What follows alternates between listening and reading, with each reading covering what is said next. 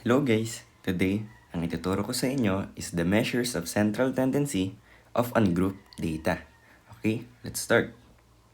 So first, measures of central tendency is any measure indicating the center of a set data. Okay, so sa madaling salita, ang measures of central tendency daw is yung gitna or the center ng kahit anong set of data. And yung measures of central tendency, merong tinatawag na mean, median, and mode. Ito yung three kinds of averages na meron ang measures of central tendency. Okay, first, let's talk about the mean. The mean, also known as the arithmetic mean or the average, is the most commonly used measure of central position. It is the sum of measures x divided by the number n of measures in a variable. It is symbolized as this. Okay, take note nyo to. And ang basa dyan is x bar. To find the mean of an ungrouped data, we use the formula x bar is equals to the summation of x divided by n. Where x bar, or ito ulit, ang basa dyan is x bar, or the mean, and etong symbol natin na yan, ang basa dyan is the summation of x, or sa madaling salita, ito yung total sum ng lahat ng measure na meron tayo. And yung n natin is number of values in the dataset. Madaling salita, ilang values yung meron tayo, ilang values yung inad natin, yun yung ating n. Okay? So, for our first example, in a survey of 10 households, the number of children was found to be 4, 5, 5, 4, 3, 6, 2, 6, 4, 1. Calculate the mean number of children per household. So, to calculate for the mean, or yung symbol natin sa kanya is x bar, we use the formula given kanina, which is the summation of x all over n. Okay, so, yung summation of x natin is just the sum of all the given values. Sa madaling salita, i-add lang natin yung given values na meron tayo, which is 4 plus 5 plus 5 plus 4 plus 3 plus 6 plus 2 plus 6 plus 4 plus 1. Okay, yan yung lahat ng values na meron tayo. Then, i-divide natin yan lahat kung ilang values yung meron tayo. So, bibilangin natin yan.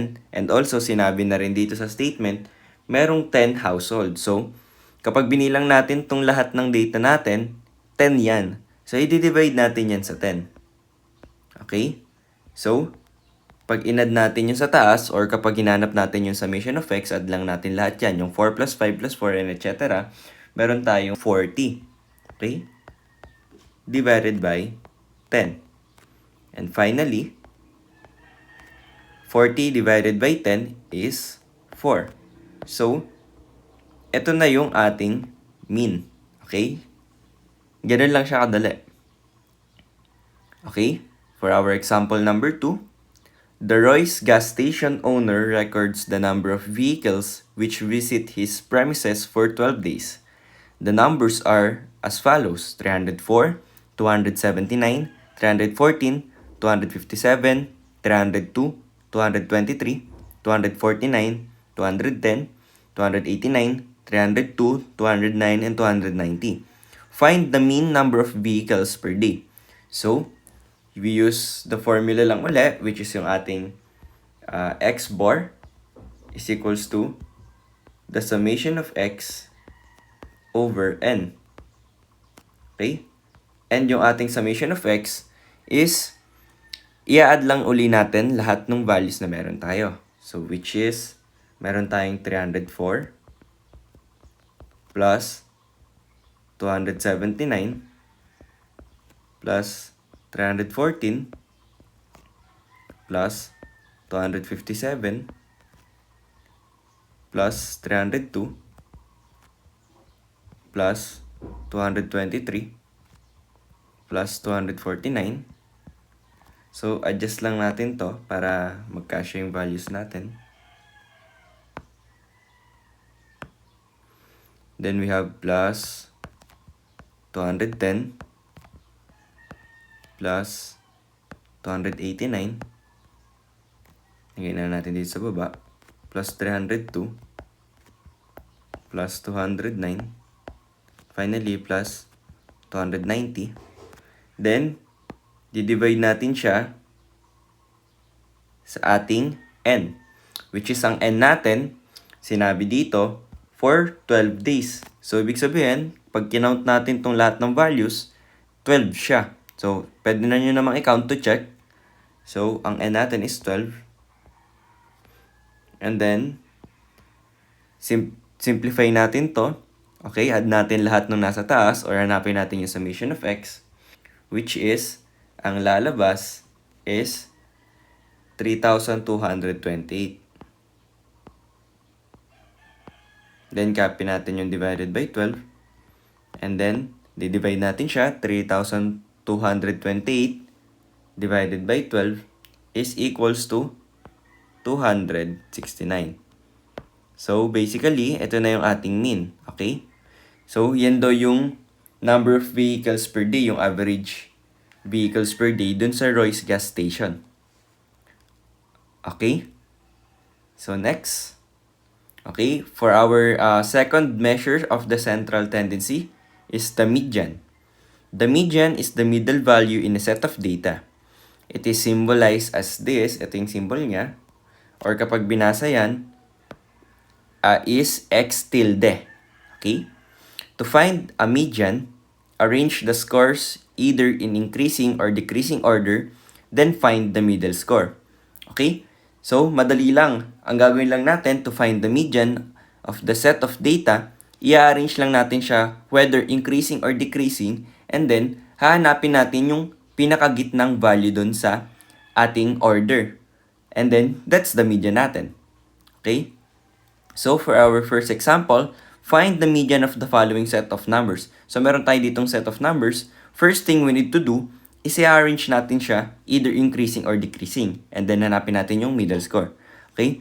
In this case, ang gagawin na lang natin is i-arrange natin siya in increasing order. Okay? So, start tayo dito sa 1. 1. And then, ano ba yung susunod na bababa? We have here yung 8. Okay? And then, after nung 8, we have this 12. And then, after nung 12, we have 14. After nung 14, we have 16. After nung 16, ang next natin is this 24. Okay? After nung 24, we have 30. 30. And then this 31. And then followed by 40. And then we have here 42. And lastly, itong 45 natin. Okay? So now, since na-arrange na natin siya in increasing order, we need to find the middle score. So, ang technique ko dito to find the middle score, kung meron ka ng increasing order nung set of data mo, is parehas na end nung values natin, nagka-cancel out lang ako. So, for let's say, itong 1 and 45, cancel ko yan. And then next, cancel ko tong 8 and 42. And then this 8 uli, and then 40. Hanggang makapunta ako sa gitna. Hanggang may matirang middle value na lang. So, itong 12 uli, cancel ko this with 31. And then 14 and 30. And then 16 and 30. So, ang natirang value is 24. So, yan na yung ating median. Okay? Sabihin, sa set of data natin, siya yung pinakagitnang value. Okay? Maliwanag ba yan? Okay, proceed tayo. For our example number 2, in a basketball game between ABC High School and XYZ High School, the ABC players' individual points were 3, 13, 7, 5, 21, and etc. So, calculate the median of the following scores. So, first uli is i-arrange natin siya in increasing order na lang. Okay? Pwede rin naman decreasing, pero I prefer increasing order. Okay? So, first, start tayo dito sa 3. And then, next is 5. Okay, take note guys, minamarkahan ko siya para ma-make sure ko na lahat ng values na include natin, walang nauulit and walang naiiwan. Okay? So, next is 7. And then this 8.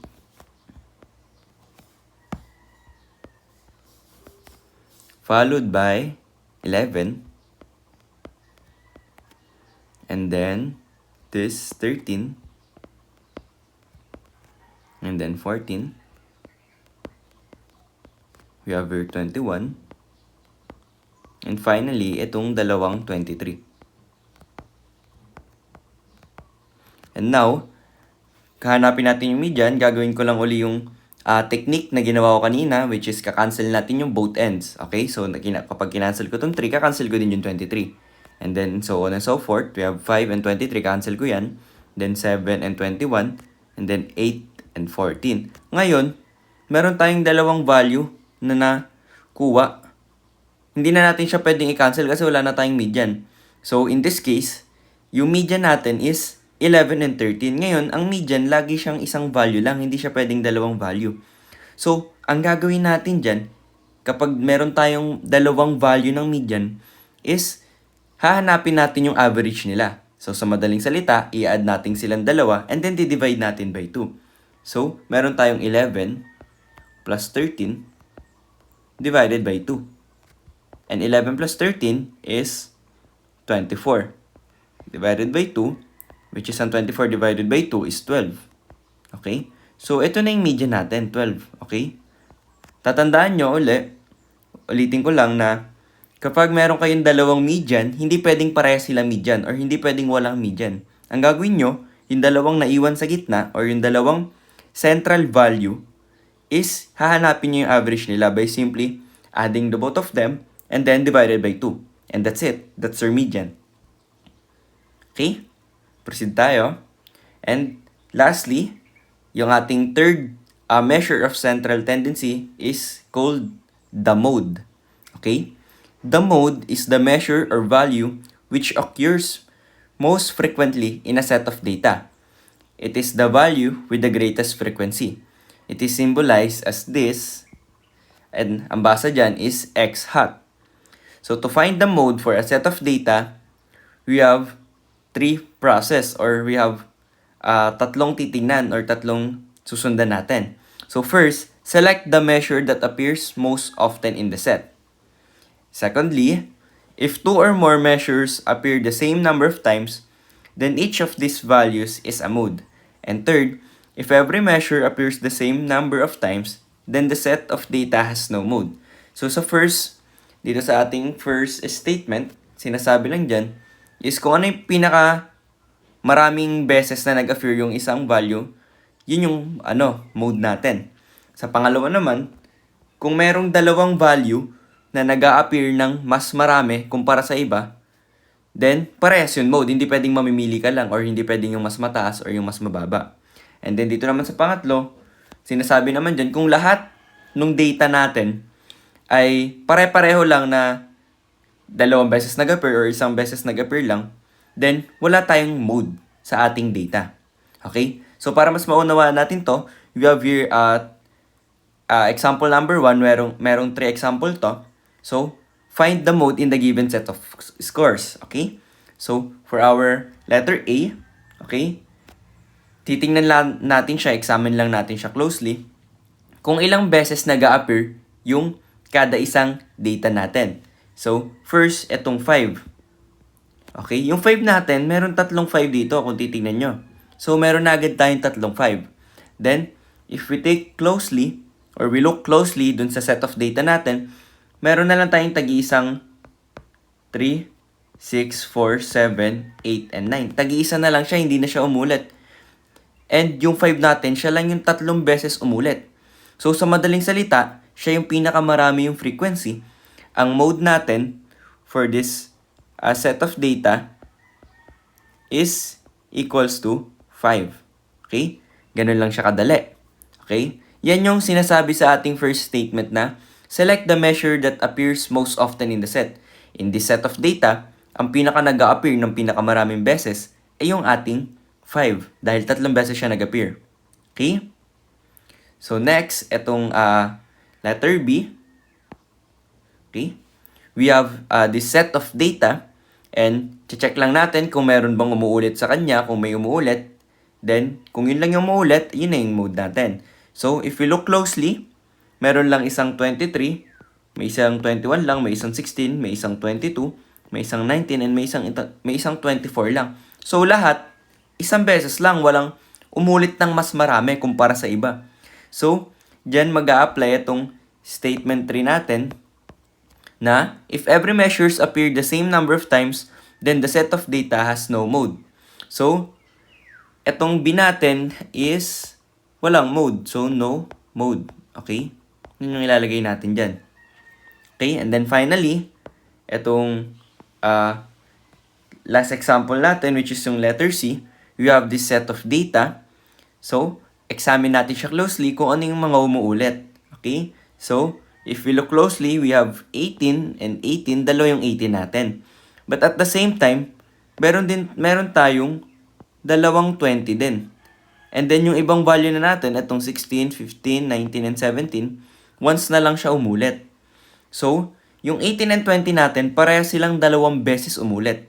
So, dyan mag-a-apply yung ating second statement, which is ito, na if 2 or more measures appear the same number of times, which is in this case, dalawang beses nag-appear yung 18 and 20, then each of these values is a mode. Hindi tayo mamimili lang kung ano yung mas mataas, ano yung mas mababa. Yung 18 and 20, parehas natin yung mode. Okay, so we have here mode is equals to 18 and 20. Okay? Ito ay tinatawag na bimodal din. Kapag dalawa yung mode ng isang set of data, bimodal yung tawag sa kanya. Okay? So, that's it for our video for today. And I hope may naintindihan kayo. And kung meron namang mga part ng video na ito na nalilito kayo, kindly comment down sa ating chat box yung inyong katanungan and sasagutin natin siya sa mga susunod na araw. Okay? So, yun lamang and maraming salamat sa panonood.